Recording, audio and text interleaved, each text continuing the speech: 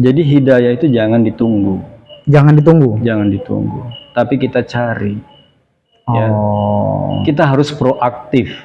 Kalau memang benar kita membutuhkan hidayah itu tadi, tentunya ada usaha yang kita buat. Sama seperti halnya kita butuh rumah. Tentu kan kita berusaha.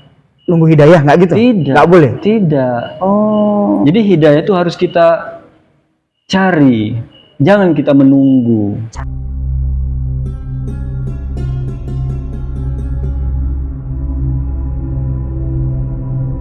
Assalamualaikum warahmatullahi wabarakatuh. Alhamdulillah, ikhwanul akhwat fiddin. Kembali bertemu bersama kami Mukhtalifun Alwan. Pada video kali ini masih dalam nuansa Ramadan. Yang hadir ke studio Mukhtalifun Alwan adalah Mas Tono. Iya, memang belakangan Mas Tono ini rajin ke Mukhtalifun Alwan. Ya memang bertepatan juga dengan narasumber yang lain ya, yang mungkin belum dapat waktunya. Jadi karena Mas Tono yang luang waktunya, alhamdulillah bisa ketemu malam ini. Langsung kita sapa Mas Tono ya. Assalamualaikum warahmatullahi wabarakatuh, Mas. Waalaikumsalam warahmatullahi wabarakatuh. Ya, kesekian kalinya ya. Ya. Kayaknya udah ketagihan ini kamu telepon Allah. Alhamdulillah. Alhamdulillah. Gini Mas Tono. Jadi ini kan belakangan rajin nih ngelihat tulisan-tulisan Mas Tono nih di sosial media gitu kan. Iya. Dakwah. Dan kemarin kan waktu video terakhir kita kalau nggak salah ya. Mas Tono kan belakangan atau memang beberapa tahun terakhir lah ya kita bilang ya. Iya. Hobi untuk menyampaikan ajaran Allah melalui sosial media maupun secara langsung kan gitu kan. Iya. Kalau kita flashback ke kisah Mas Tono itu kan hal ini kan nggak terjadi dari dulu gitu kan. Iya. Bahkan betul sempat sekali. punya cita-cita jadi apa kemarin? Akuntan. Jadi Iya. banker dan segala Iya, macam. betul. Itu kan istilahnya apa ya?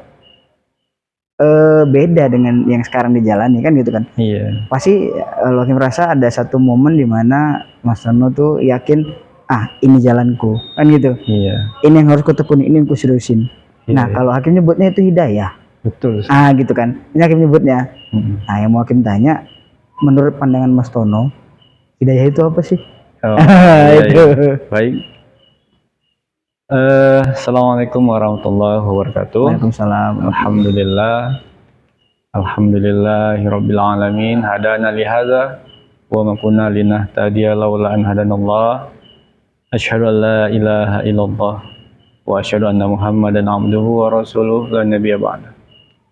Saudara-saudaraku kaum muslimin dimanapun Anda berada, berangkat dari ungkapan yang barusan ditanyakan oleh saudara kita Rahmat Hakim, bahwasanya benar dulunya saya bercita-cita untuk menjadi seorang akuntan ya, namun akhirnya Allah lebih suka dan menggiring saya akhirnya untuk jadi seperti sekarang ini. Itu semua karena berkat hidayah yang Allah berikan. Ya, benar yang Hakim bilang, Mas Hakim bilang bahwasanya itu faktor hidayah. Bukankah setiap hari, satu malam kita selalu mengucapkan ihdinas siratal mustaqim. Setiap sholat itu, Mas? Setiap sholat. Jadi hampir setiap hari kita mengungkapkan kalimat ihdinas siratal mustaqim. Tunjukilah kami jalan yang lurus. Bagi saya inilah jawaban dari Allah. Bahwasanya Allah telah memberikan saya hidayah sesuai dengan apa yang saya ucapkan dalam setiap kali saya sholat. Tunggu dulu, Mas. Ihdinas siratal mustaqim. Iya. Itu kan bagian dari soal Fatihah. Iya, benar. Itu artinya kita minta hidayah sama Allah. Iya, ihdinas siratal mustaqim itu kan artinya tunjukilah kami jalan yang lurus. Bagi saya ini merupakan jawaban. Inilah jalan yang lurus. Ya, kembali kepada Al-Qur'an itu merupakan jalan yang lurus. Nah, kembali kita kepada makna hidayah itu sendiri. Hidayah itu bermakna petunjuk, pembimbing, pemandu kita dari mulai kita hidup sampai nantinya kita kembali ke akhirat.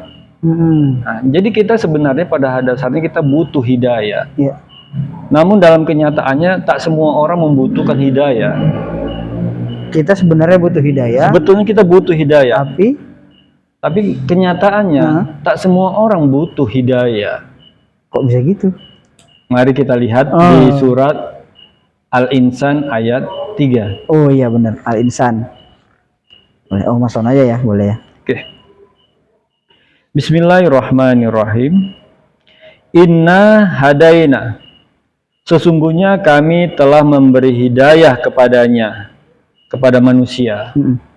Ya, kalimat hadaina itu bentuknya adalah fi'il madi. Artinya Allah telah memberikan hidayah pada dasarnya Allah telah memberikan hidayah kepada kita. Kepada satu jalan atau kepada jalan yang lurus. Imma syakirau wa imma kafuron. Ya.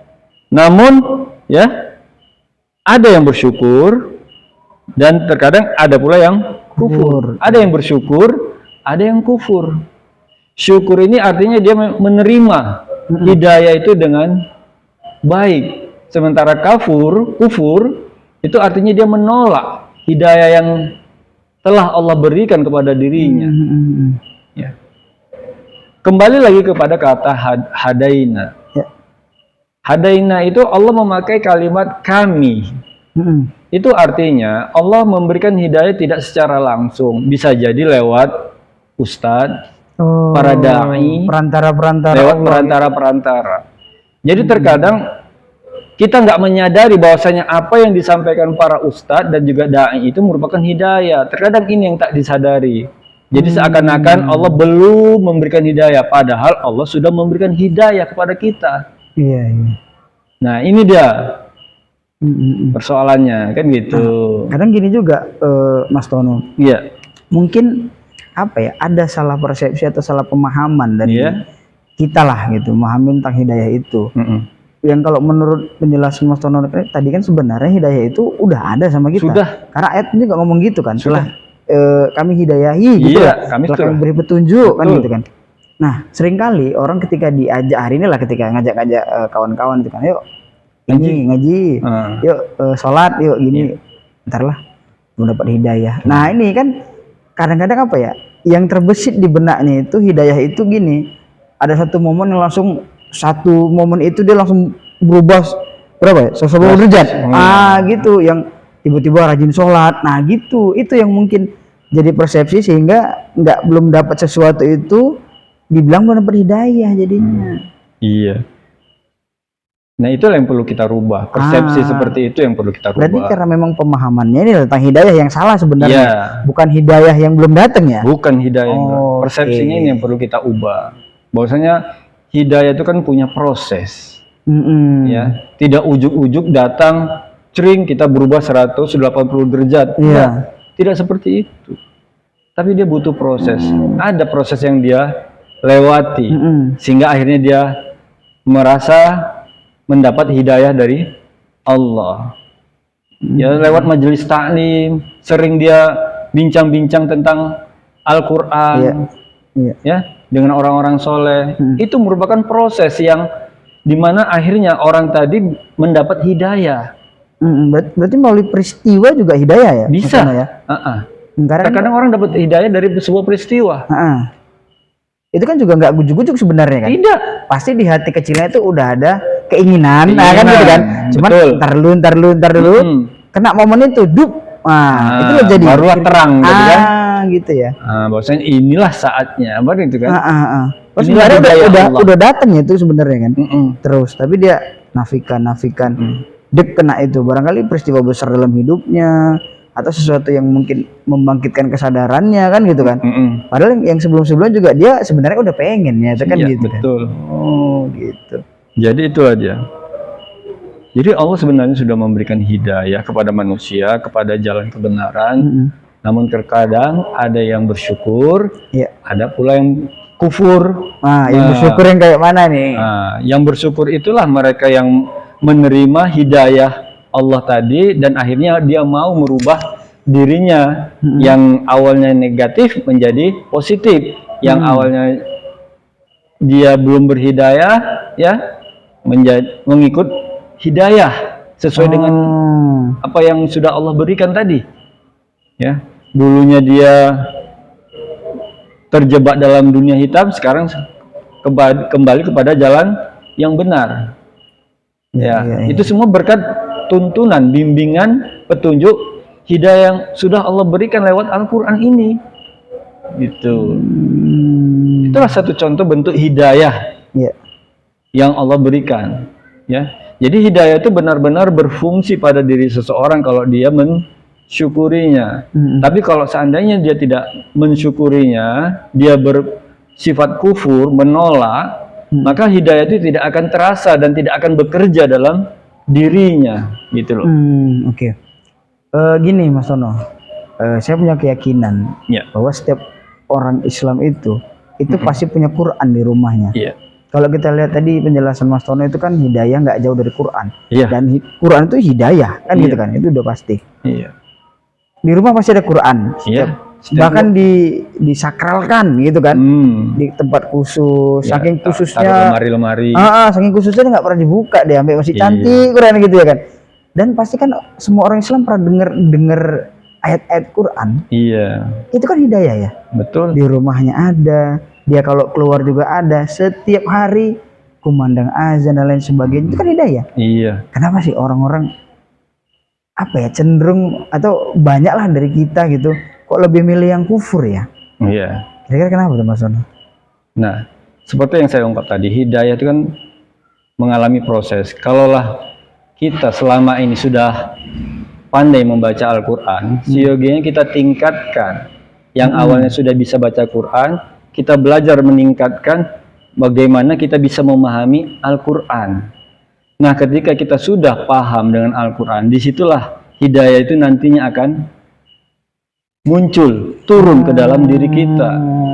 Jadi walau memang kita kan sering mendengar Quran, tapi kok terasa tak mendapat hidayah. Nggak terasa apa-apa gitu, cuman bagus bacaannya. Sampai situ doang. Betul. Itu dikarenakan dia tidak memahami apa yang dibacakan oleh qori-qori tadi. Pas kayak tadi. Ihdinas siratal mustaqim. Bagi orang-orang yang nggak paham, ini cuma sekedar bacaan biasa. Padahal menurut Mas Tono tadi, ini kan doa kita ya. Doa, aspirasi kita. Minta dihidayahi kita. Betul. Ini kan gitu kan. Nah, justru orang yang nggak paham artinya ini menganggap ini biasa aja. Ini bacaan rutin aja kan gitu kan. Nggak sadar kalau ini kita sedang mengucapkan sesuatu yang kita nggak tahu gitu kan. Ya kalau bahasa yang pernah dibahas itu sholatnya mabuk. Betul itu. Oke. Jadi pentingnya memahami Quran. Betul. Jadi itulah proses hidayah tadi. Yang awalnya kita nggak pandai menjadi pandai membaca Quran.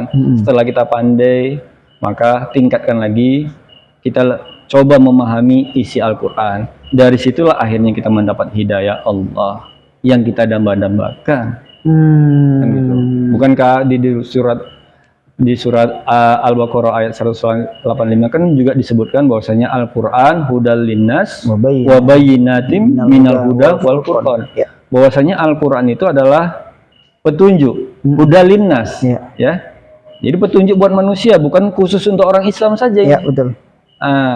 Jadi setiap manusia berhak untuk mendapat hidayah. Semua manusia berhak untuk mempelajari Al-Quran. Jadi jangan halang-halangi orang yang mau belajar Al-Quran. Siapapun dia, mau dia Kristen, Buddha, Hindu sekalipun, biarkan mereka mempelajari Al-Quran. Kita sebagai seorang mukmin berdoa kepada Allah agar dia nantinya mendapat hidayah dari Allah. Betul. Itulah seyogianya sikap kita sebagai seorang mukmin, sebagai seorang muslim. Malah kita harusnya malu ketika ada umat lain yang justru tertarik untuk belajar Quran. Betul. Kan gitu. Karena memang kalau obrolan dengan narasumber-narasumber yang lain tentang kekhawatirannya, justru kemarin sempat ada data berapa ya, kalau nggak salah 48% umat Islam hari ini tuh nggak bisa baca Quran. Betul. Itulah yang kita sedih kita. Jangankan memahami tadi kata Mas. Membaca saja tidak bisa. Nggak bisa, buta aksara Quran. Betul.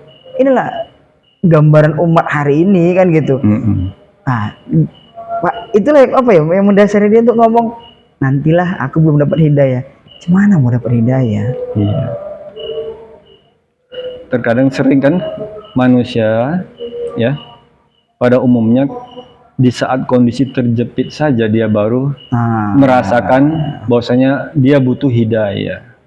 Di saat dia tidak dalam kondisi terjepit, dia tak merasa butuh hidayah. Di sini letak salahnya. Betul. Padahal hidayah itu bukan hanya untuk saat ini saja. Iya. Hidayah itu sangat kita butuhkan sampai nanti kita ke akhirat sana. Betul. Jadi Al-Quran inilah yang nantinya menemani kita setelah kita mati. Mm-mm. Dialah yang nantinya akan membimbing kita, memandu kita untuk sampai ke alam ukhrawi. Nah, makanya saya bilang bahwasanya hidayah ini sebetulnya kebutuhan pokok.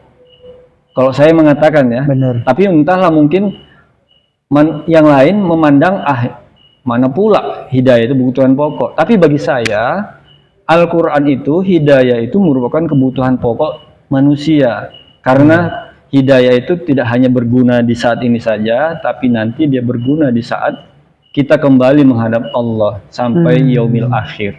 Iya. Jadi di dunia dia nuntun kita, Iya. di yaumil akhir kita bareng. Iya. Gitu ya. Betul. Apa ya Mas Tono? Memang pembahasannya udah pernah membahas dengan narasumber lain, cuman apa ya? Memang masing-masing orang punya fenomena tersendiri tentang hidayah itu, kan gitu ya.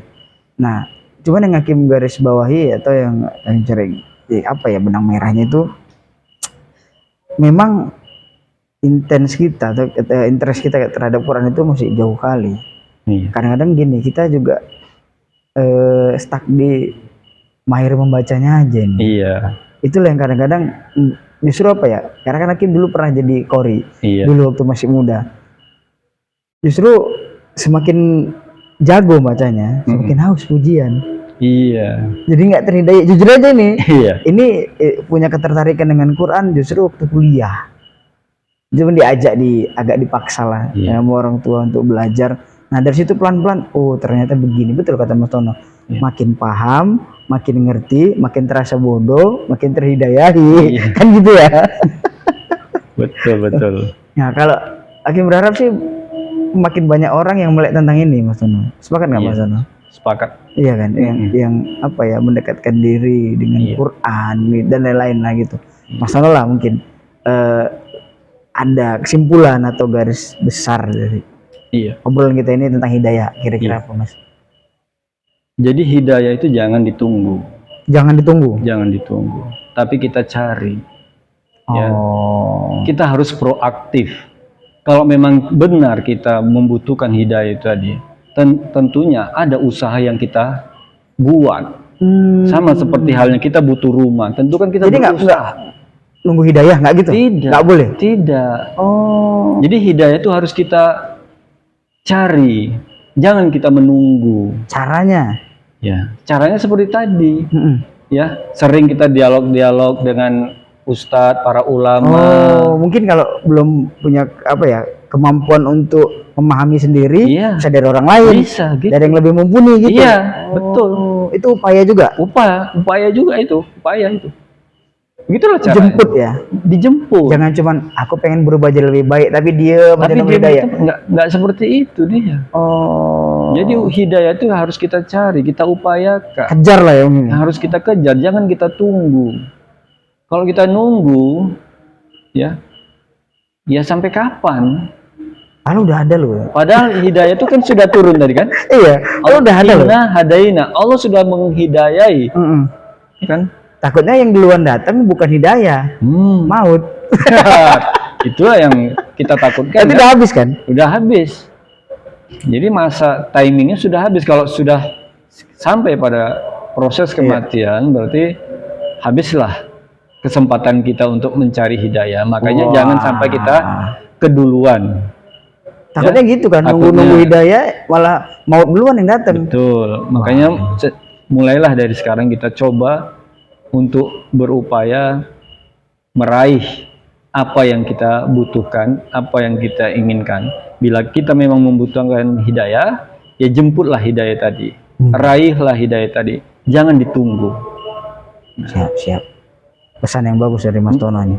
Iya. Barangkali ada pesan-pesan lagi buat Ikhwanul Akhwat nonton, silakan Mas Tono.